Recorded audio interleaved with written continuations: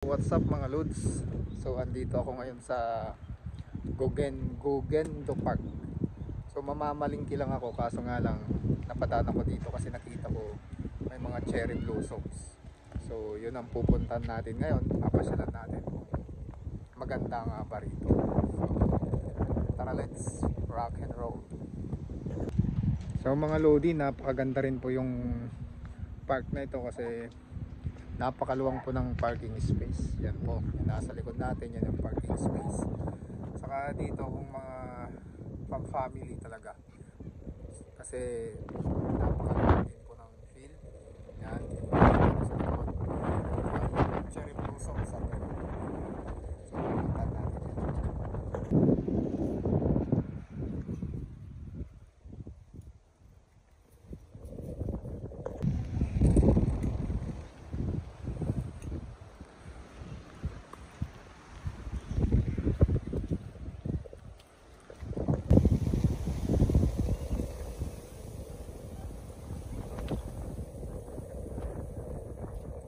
Dito mga lodi, may mga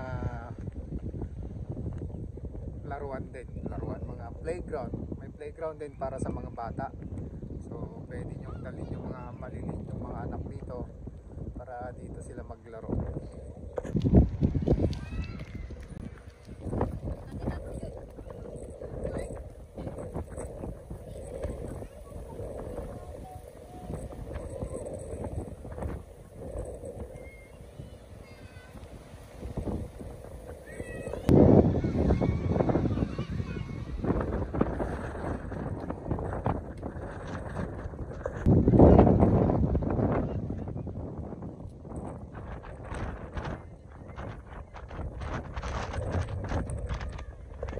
Sa mga mahilig mag-jogging sa umaga, napakagandang lugar din to para mag-jogging kasi yung cycling route nila dito napakahaba yan. Tapos hanggang doon. Kung gusto mong tumakbo, napakaganda. So advisable ko to sa mga nag-exercise, so mahilig tumakbo. Yan. Saka pwede rin yatang ipasok din yung bike dito kung gusto mag-bike paikot-ikot. So napakagandang lugar mga lodi. Yan. So yung cherry blossoms nila dito mga lods, ito. Yan.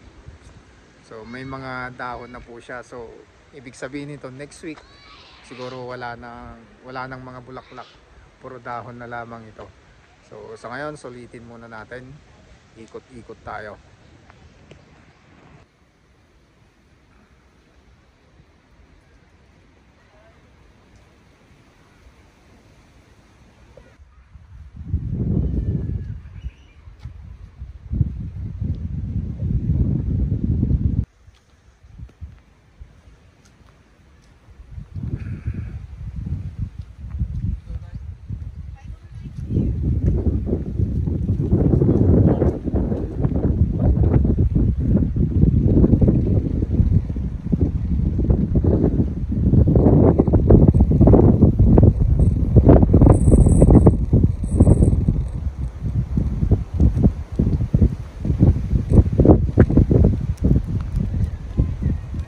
Dito sa may mga sakura mga lods, ito sa mga cherry blossoms dito sa baba meron pong ilog, napakaluwang din po ng ilog dito, saka pwede ka ring tumambay.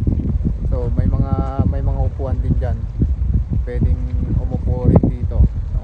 So dito pwede ka rin mag picnic dito. So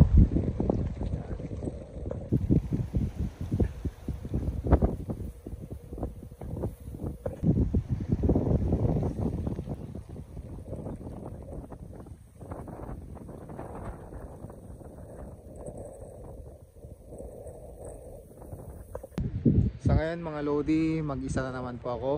So ako po ang yung Kuya Dan. Ito po ang Hans Jero TV natin.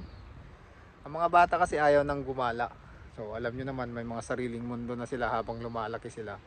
Mas gusto lang ni Bunso magstay sa bahay, maglaro ng video games. Si Kuya naman may sariling mga kaibigan na rin.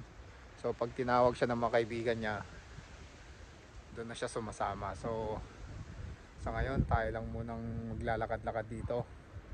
So tingnan natin yung ganda ng mga cherry blossoms. Saka si Bunso pala mga loads hindi nakakasama sa mga ganito kasi sinabi na niyang umaga nung tinanong ko siya kung gusto niyang pumunta sa mga sakura.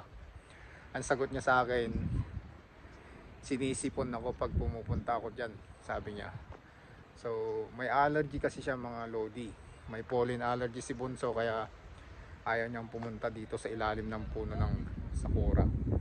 So yun lang, enjoy lang natin yung moment na to kahit tayo lang. Rock and roll.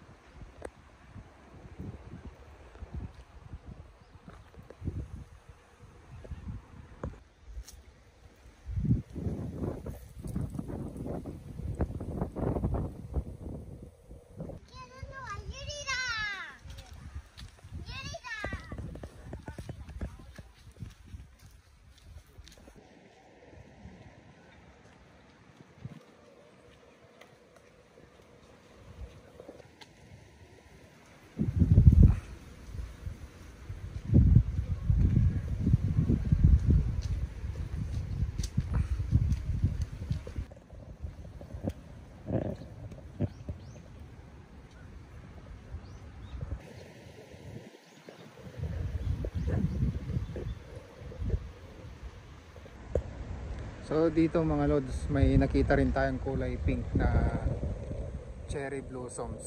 Dito siya. Sa bilayan. Kapitan din natin. So ang ganda rin ng bulaklak na to, kaso nga lang inapak-apakan lang nila.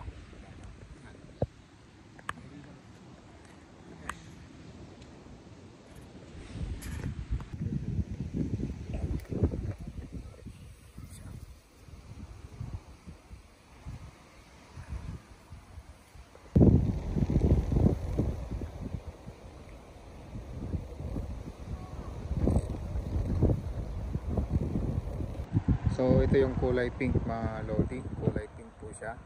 So yung dinaanan natin kanina doon, kulay puti. So yan po yung bulaklak. Yan.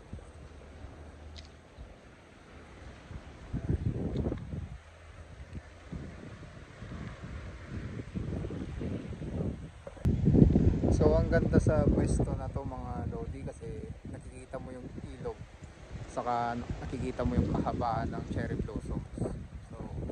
So sa part na to mga lodi, isang parang picnic ground. So, pwede kayong mag-picnic dito. Yan, habang bino-view nyo yung mga cherry blossoms doon sa likod.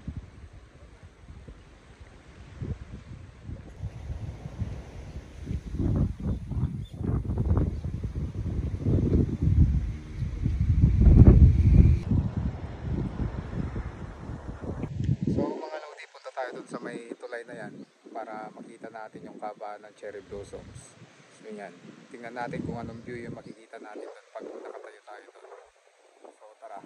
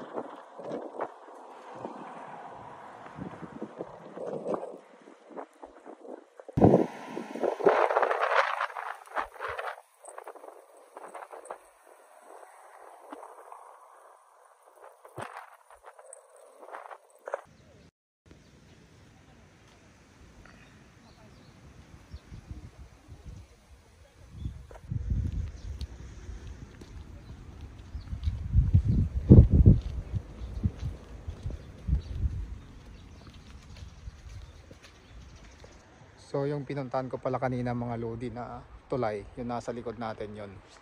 Yung nasa likod natin na tulay na yan, Funato Bridge po ang pangalan yan.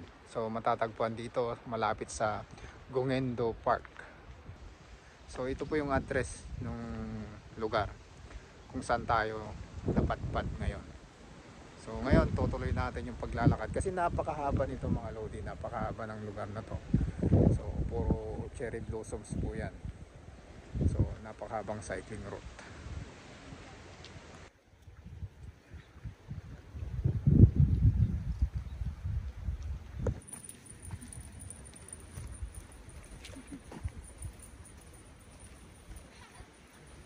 So dito naman meron tayong monkey bar, you know. So monkey bar, meron tayong mga gamit diyan kung gusto mong mag-exercise mag-exercise pag pumunta ka dito. So mag-jogging ka diyan, tapos pagpunta ka doon may mga gamit din doon kung gusto mag-sit up, push up, gamitin yung monkey bar, no?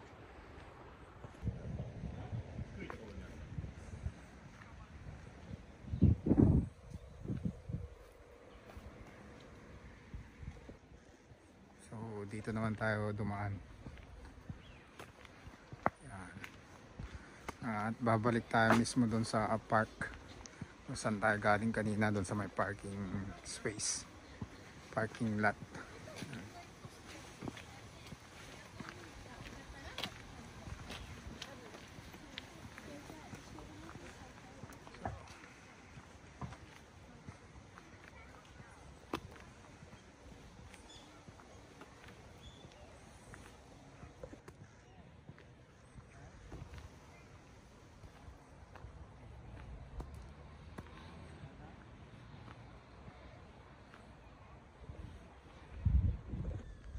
So dito ko na po tinatapos yung video natin mga lodi kasi napadaan lang ako dito, nakita ko lang yan na lugar na maganda kaya napadaan ako dito. So ngayon balik na tayo dun sa parking lot at uwi na rin tayo. Ay hindi pala, mamamalingki muna tayo. So salamat sa panonood mga lodi. Kita-kits ulit sa susunod. Rock and roll.